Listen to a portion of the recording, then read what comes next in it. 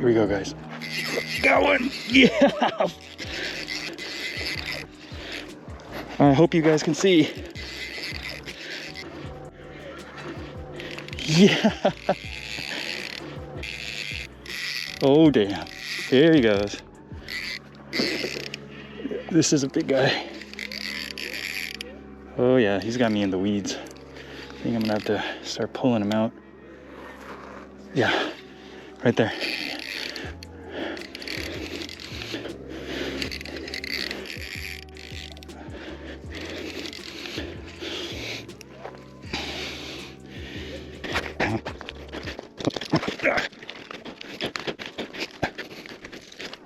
Yeah. This is a bass. Yeah, it's probably. There we go.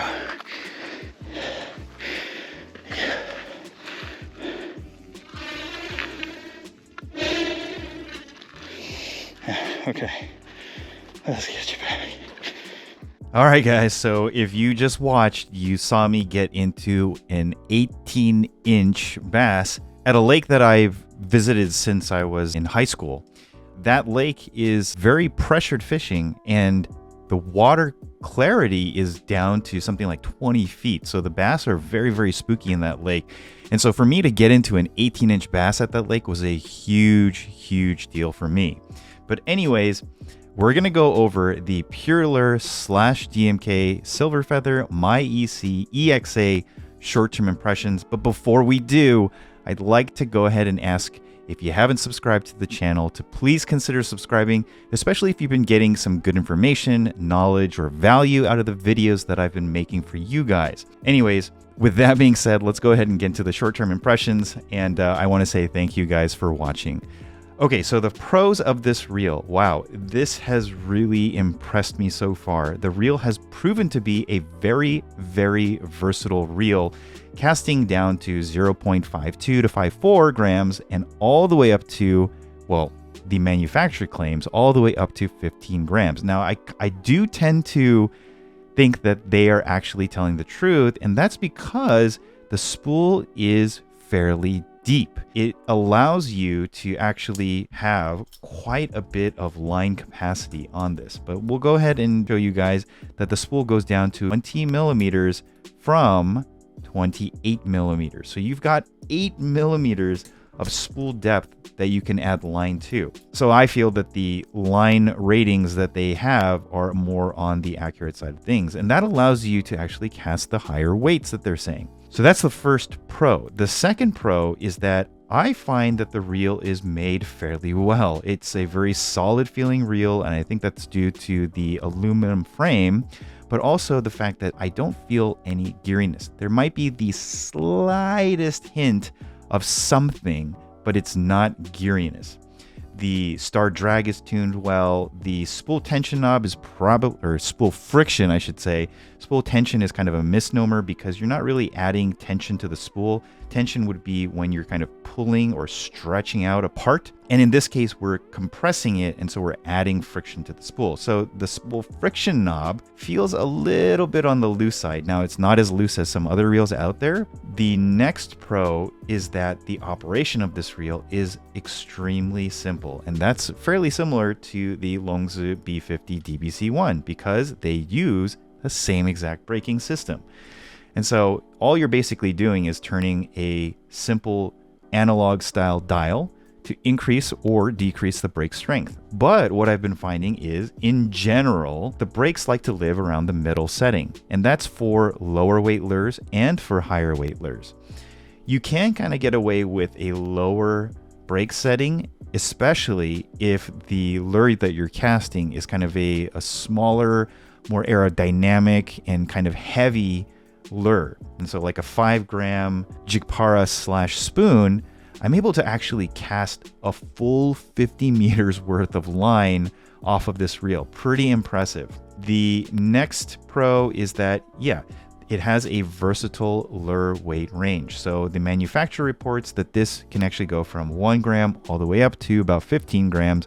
And I've been casting my 0.52 gram or 0.54 gram lure quite well with this thing. I mean, it's not going to be as good as some of the other 28mm spool reels that use a magnetic braking system, but for something that has a heavier spool, and we'll get that weight real quick, 9.56 grams, for it to be able to cast a 0.52 to 0.54 lure is very, very impressive. And I'm fairly sure that this will cast up to 15 grams as well. Okay, so the pros aside, let's talk about some of the cons. Now, there aren't too many, and they're kind of, I'm like really nitpicking for some of these. But one thing that I haven't really liked is that this plastic cover gets scratched very, very easily. It's like a gloss finish, so not only is it a fingerprint magnet, but it also picks up a lot of scratches. And so, you know, if you're a stickler for how reels look, then that might be something. The other thing is that it kind of flexes a little bit, which doesn't affect how you hold the reel, but it's not glued basically to the frame, which might be a good thing, especially if they allow you to replace this portion only, so that you can kind of make the reel look a little bit nicer. The next con is that it's hard to say what the long-term durability of this reel is going to be like, especially considering that this and the DBC-1 B50 reel, they actually do have a very, very tiny battery inside the braking system. And so I mentioned this before during the first review video of this reel, but because there is a battery inside the reel, there's not really a way to know what the long-term durability is going to be like and how long the battery is actually going to live or last. Okay, the next con is that at the very lowest star drag setting, the drag is actually a little bit on the high side, if you ask me. I would like to see it getting a little bit lower, and that the star drag is tuned so that it's shifted down just a hair. And again, I'm nitpicking for details here. And then the last one, which is an issue that's shared by the Longzhu B50 DBC1, is that basically beginner mode is a moot mode. It's a mode that I don't really suggest anyone stick their reel in and use, because it just doesn't get you any kind of realistic, very good casting distances. Unless you're a person who is, you know, just not very good at casting, then maybe using beginner mode is a little bit of a lifesaver for you. But I would have preferred to have seen them put, you know, wind mode, or even the electromagnetic assist that you see on the DBC2 or the ETA Miiec reels, which are basically the Bluetooth versions of this reel. And what that does is it turns the spool into a small motor. It actually allows you, when you're casting very lightweight lures, for the braking system to kind of give it a little bit of an assist to turn the spool, so that you know, you're not trying to, you have a little bit lower of a moment of inertia to overcome when you're actually casting. But anyways, that's going to pretty much do it. If you ask me, if you've got $150 to spend on a reel, then this is a solid purchase. I mean, the long-term durability, that's definitely something that we're going to have to continue to look at and kind of follow up on. But outside of that, I think that DMK and Purelure have really, really hit it out of the park with this reel. It is a very versatile reel. I think this is going to be a huge hit for them. And so if you can get your hands on one of these, I urge you to do it. I think that this is a better DBC system than the Shimano DC system, although the Shimano DC system seems to be tuned more towards trying to eliminate backlashes.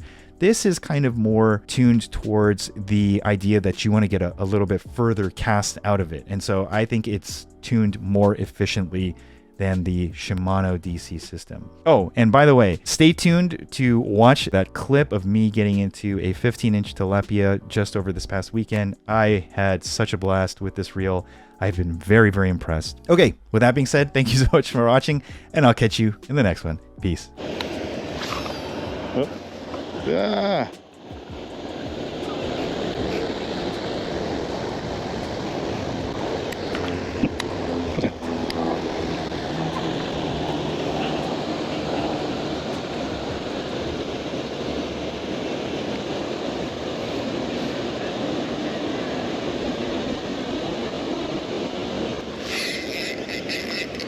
Yeah, here we go. This is a good one.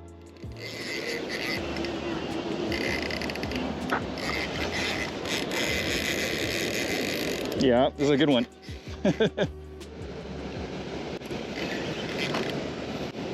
Ooh, it is pulling.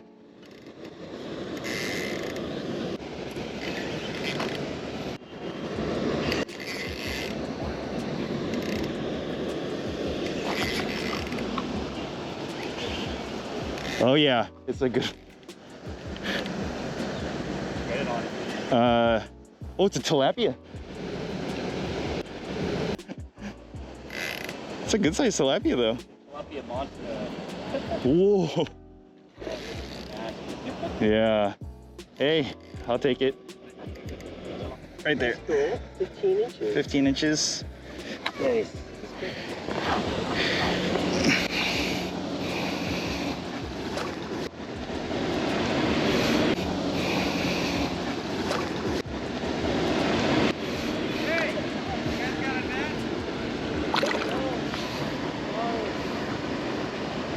He's on. All right, see ya.